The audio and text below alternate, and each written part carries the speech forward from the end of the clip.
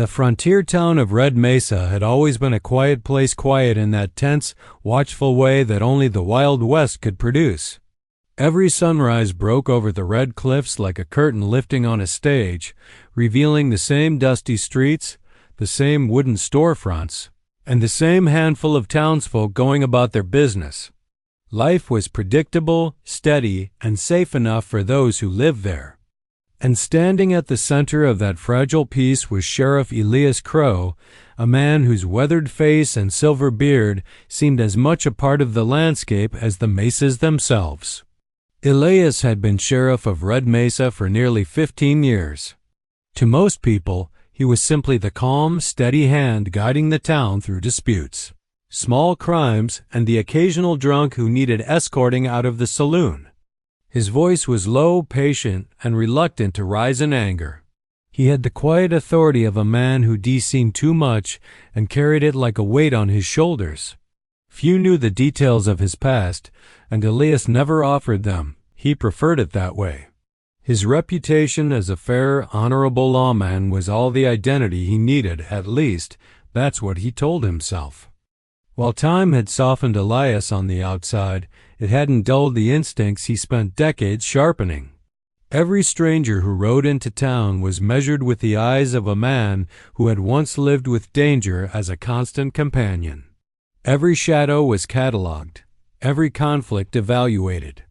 Even when he walked the streets, Elias moved with the controlled grace of someone who had never truly stopped being alert. Rumors had been drifting into Red Mesa for weeks, rumors of a reckless cowboy gang known as the Black Spurs. They were said to be young, bold, and hungry for a reputation, the sort of men who believed violence was a shortcut to glory. They had robbed ranches, stopped stagecoaches, and left terrified witnesses in their wake. Nearby towns were growing more anxious by the day. But Red Mesa, tucked away between ridges and canyons, had so far been spared. That morning, as Elias stood outside his office sipping bitter coffee, he felt an unusual heaviness in the air, a silence that seemed too deliberate. A couple of locals mentioned seeing riders on the ridge the night before, though neither dared approach. Elias listened, nodded, and assured them he would look into it. But inwardly, an old, unwelcome feeling stirred inside him, the sensation that trouble was closing in. He walked the perimeter of the town, scanning the horizon as the sun climbed higher. Nothing moved but swirling dust. Still, the unease lingered. Elias couldn't explain why, but instincts honed from years of gunfights, ambushes, and narrow escapes were whispering a warning. He had lived long enough to trust those whispers. As the day wore on, Red Mesa remained deceptively calm. Children played in the streets, shopkeepers haggled with travelers, and the saloon doors swung open and shut with their usual rhythm. But Elias sensed the storm before anyone else did. By the time he realized the danger was already on its way, it would be too late for quiet solutions. The past he had buried was about to rise, dragging Red Mesa with it. The Black Spurs were not a subtle group. Their arrival always carried the same signature: dust clouds on the horizon, rowdy laughter that echoed across canyons, and the metallic clatter of spurs striking leather boots, hence the fearsome name they so proudly flaunted. Led by Colt Madden, a young outlaw with a reckless grin and a hunger for fame, the gang prided themselves on challenging anyone who dared stand in their way. Colt believed the West was changing, and legends of old were nothing more than fading shadows easily swept aside by ambition. When word reached the Black Spurs about the old sheriff of Red Mesa, Colt saw an opportunity. He imagined headlines on wanted posters, whispered tales in saloons, and his name spreading across the frontier like wildfire. Defeating a lawman would be impressive. Defeating a long-tenured sheriff would make him unforgettable. What Colt didn't realize, what none of his men cared to learn, was that Sheriff Elias Crow was far from an ordinary lawman.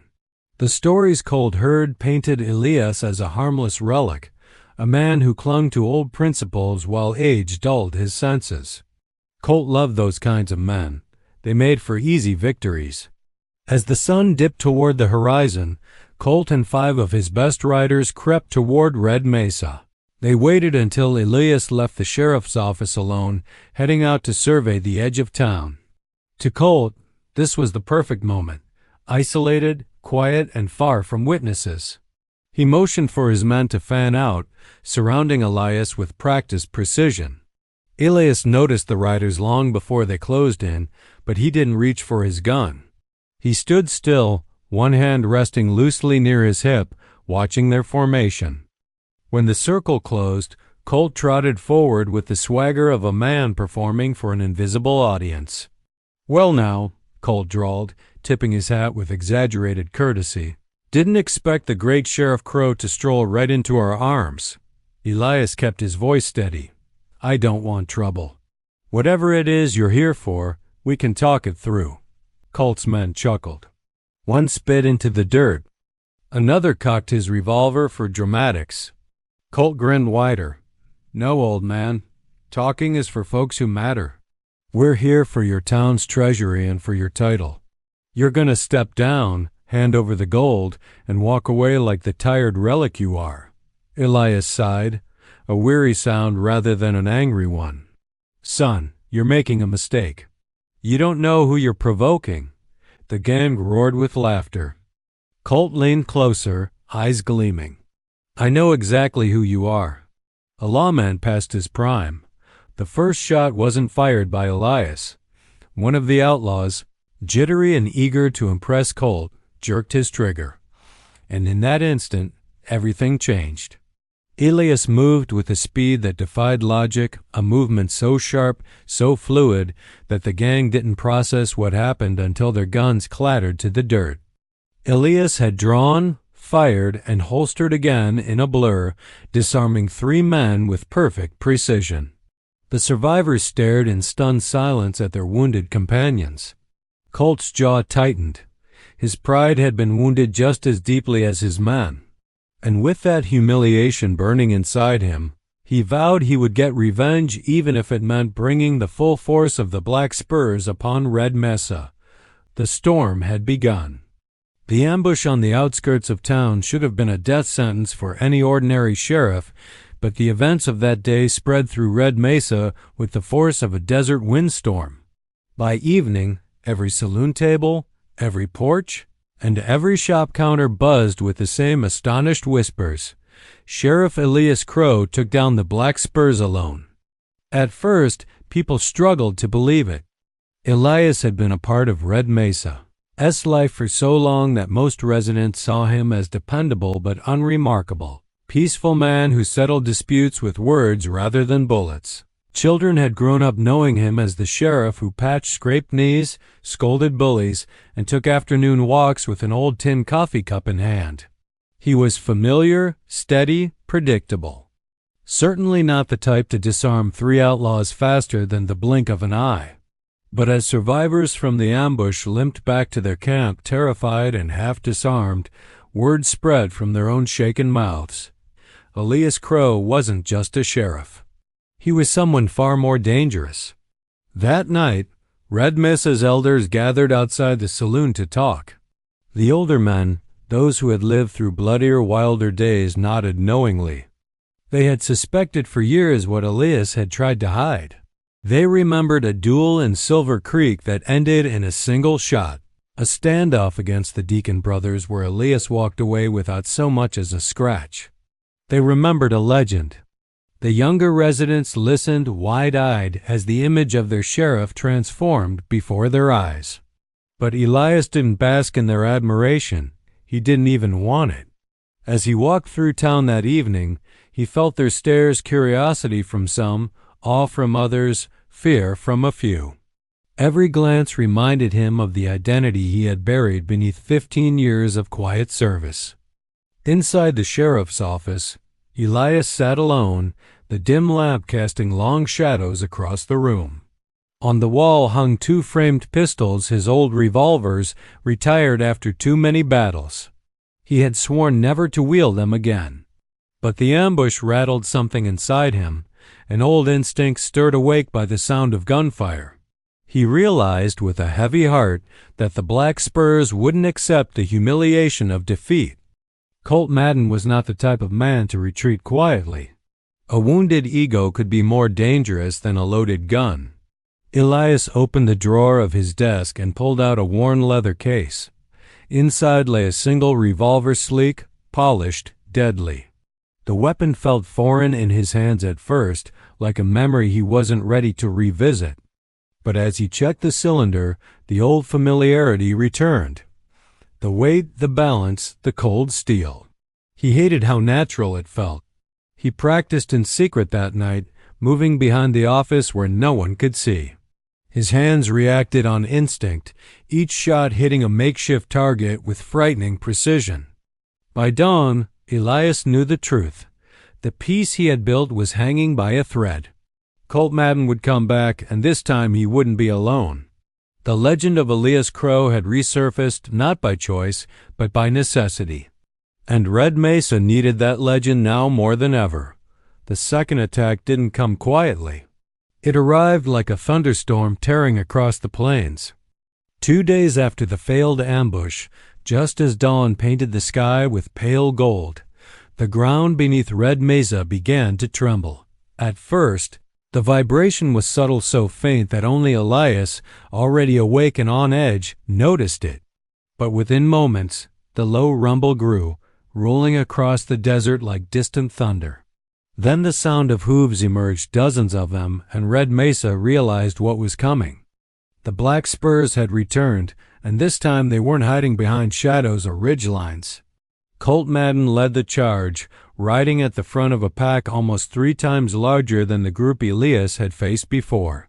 He had spent the last 2 days recruiting every hot-headed drifter, fugitive, and thrill-seeking gunslinger he could find. Colt's pride had been wounded deeply, and he wanted nothing less than to destroy Elias Crow publicly, to trample his reputation and claim the victory he believed was stolen from him. As the gang rode into town, their wild whoops and gunshots shattered the morning calm. Windows cracked. Chickens scattered. Shopkeepers dove for cover. Children were dragged indoors as shutters slammed. Within minutes, smoke rose from burning wagons, and panicked shouts filled the streets. Colt reined in his horse at the center of town, loudly calling for Elias. Sheriff, he shouted, his voice echoing between the saloon and the general store. Come out and face the man you humiliated. Or are you hiding behind skirts and doorways now? His men fired into the air, whooping with savage excitement. A few began smashing barrels, tipping over market stands, asserting dominance through chaos.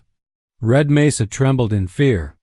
Inside his office, Elias stood calm not because he lacked fear, but because he had faced this kind of storm many times before in another life. He holstered his old revolvers with practiced precision, their familiar weight settling against his hips. Outside, the voices of terrified townsfolk carried through the thin walls. He could not let the innocent suffer for his past. He stepped outside. The moment he appeared at the end of the street, the chaos stilled.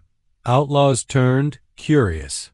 Townsfolk peered from behind shuttered windows. Colt Madden's grin widened into something cruel and triumphant. There he is, Colt said, pointing dramatically. The legend of Red Mesa, the old ghost who thinks he's still got fire in his bones. Elias walked forward, each step heavy but steady. He stopped halfway between the outlaw gang and the frightened townspeople behind him. His voice, when he spoke, was neither loud nor trembling. It was strong, controlled, and edged with unspoken warning. I'm here, Colt. Let the people go. Whatever business you have is with me. Colt laughed, raising his arms. Oh, Sheriff, this is with you. You embarrassed me. You humiliated my men. And you think we're just going to ride away? No. Today we settle this. You, me, and my boys. Dozens of guns aimed at Elias. He didn't flinch. He glanced around, the street smoke rising, townsfolk trembling, outlaws hungry for blood. There would be no negotiation, no peaceful end. Elias rested his hands near his holsters, shoulders lowering as the deadly calm of the gunslinger he once was washed over him. "Then let's finish this," he said quietly. The West held its breath. The showdown was moments away. For a moment, the entire town held still, as if Red Mesa itself had forgotten how to breathe. Dust swirled lazily through the morning light, drifting around Elias Crow and the wall of outlaws facing him. Every outlaw's hand hovered near his holster, every face twisted with anticipation, fear, or bloodlust. Colt Madden sat tall on his horse, watching the sheriff like a predator, savoring the final moment before the kill. Elias stood alone in the middle of the street, his back straight, his hat tilted just enough to shadow his eyes. He felt the weight of every innocent life behind him, shopkeepers, children, families hiding behind shutters. There was no turning back. If he fell, Red Mesa would fall with him. Colt raised his hand dramatically. "Boys," he shouted, "let's show the old sheriff how the New West fights." Before his hand even dropped, a nervous outlaw to Colt's right jerked his gun up, too early, too eager. And that was all Elias needed. His movement was a flash so fast that most of Colt's men didn't realize what had happened until the shooter was screaming on the ground, his gun spinning away in the dust. Elias's revolver twirled once before settling back into his grip, ready for the next target. Chaos erupted. Gunfire roared through Red Mesa like thunder. Outlaws scrambled, shouting over one another, firing wildly in every direction but the right one. Elias didn't waste a bullet. Every shot he fired found its mark, dropping one man after another with surgical precision. He moved with the fluidity of someone who had danced with death for decades. He sidestepped a hail of bullets, rolled behind a water trough, and reappeared on the other side to land 2 clean shots that disarmed a pair of attackers simultaneously. His aim was perfect, his breath steady, his instincts razor-sharp. The outlaws, confident only moments before, began to falter, spread out. Colt yelled, desperation creeping into his voice. "He's only one man." But numbers didn't matter. They couldn't trap him, couldn't corner him. He was too fast, too clever, too seasoned. Elias read the battlefield like a map he had memorized years ago. He fired at ricocheting angles, shot guns out of hands before their triggers could tighten, and used every scrap of cover the street offered. Bodies dropped or crawled away nursing wounded arms and legs. The Black Spur's confidence shattered. Colt, watching his men fall one by one, felt humiliation twisting into fear. Still, he wasn't ready to surrender. Rage ignited in him, rage at the sheriff, at the legend he had unknowingly challenged, at his own stupidity. He kicked his horse forward, drawing both revolvers as he charged straight at Elias. "You're dead, old man." Elias didn't rush. He didn't panic. He simply centered his stance, exhaled, and waited for Colt to close the distance. Colt fired first 2 wild shots. Elias fired once. Colt's gun flew from his hand, spinning toward the dirt. The outlaw leader let out a cry as pain ripped through his wrist. He tumbled from his horse, landing hard on his knees. The street went silent. Elias approached slowly, gun still raised. Colt lifted his good hand in surrender, eyes wide with terror. "Don't kill me," he begged. "Please, don't." Elias stared down at him, voice low and steady. "The West has had enough blood, but your freedom ends today." He cuffed Colt himself, ignoring the outlaw's trembling. Around them, Red Mesa emerged from hiding, awed and grateful. The Black Spurs were finished. The legend of Elias Crow had saved the town, but the weight of it pressed heavily on his heart. In the aftermath of the battle, Red Mesa felt strangely quiet, not with fear this time, but with relief. Smoke from burning wagons drifted lazily into the clear sky, mixing with the metallic scent of gunpowder that still clung to the streets. Outlaws lay tied and gathered near the sheriff's office, some wounded, others stunned into silence by the realization of what had just unfolded. The once proud Black Spurs had become a broken force, their arrogance shattered like glass. Elias Crow stood in the center of it all, breathing heavily but steady on his feet. His hat was dusted with dirt and his shirt was torn at the sleeve, but his gaze was sharp and unwavering. Around him, the townsfolk emerged one by one, stepping cautiously from behind barrels, wagons, and doorframes. Their faces carried the shock of survival mixed with profound gratitude. Children peeked at him like he was a mythical creature sprung to life. Elders nodded solemnly, as if confirming something they had suspected long ago. A few townspeople approached Elias with shaky hands, thanking him for saving their families, their homes, their way of life. Elias accepted their gratitude with quiet humility. He didn't smile, but there was a softness in his eyes that hadn't been there in years. The job wasn't finished yet. Elias helped load the injured outlaws onto wagons for transport and secured the prisoners in the small-town jail. Colt Madden, his wrist bandaged and his ego crushed, sat silently in a cell. He didn't yell, didn't glare, didn't even lift his head when Elias passed by. The weight of defeat had settled on him like iron chains. For the first time since forming the Black Spurs, Colt understood he wasn't unstoppable. He wasn't even close. Later that afternoon, with the chaos settled, Elias walked slowly through Red Mesa. Every inch of the town felt different now, still familiar, but somehow transformed. People treated him not just as their sheriff, but as their savior, their protector. Their legend come to life. It should have felt satisfying.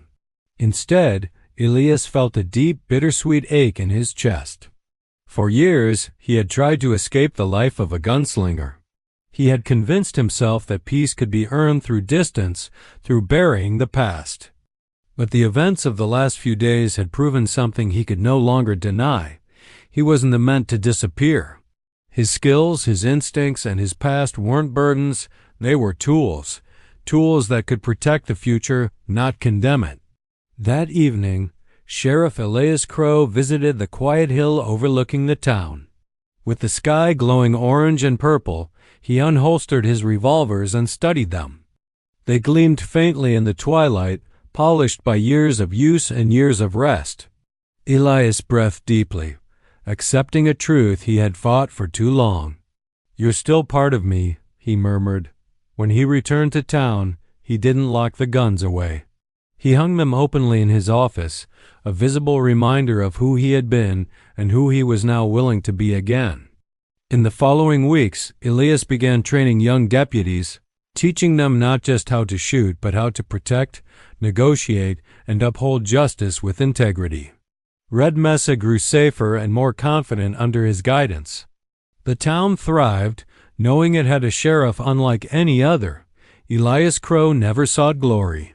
But in saving Red Mesa, he reclaimed the truth he once tried to bury. He was the deadliest gunslinger in the West, and now he was using that legacy to build a safer world.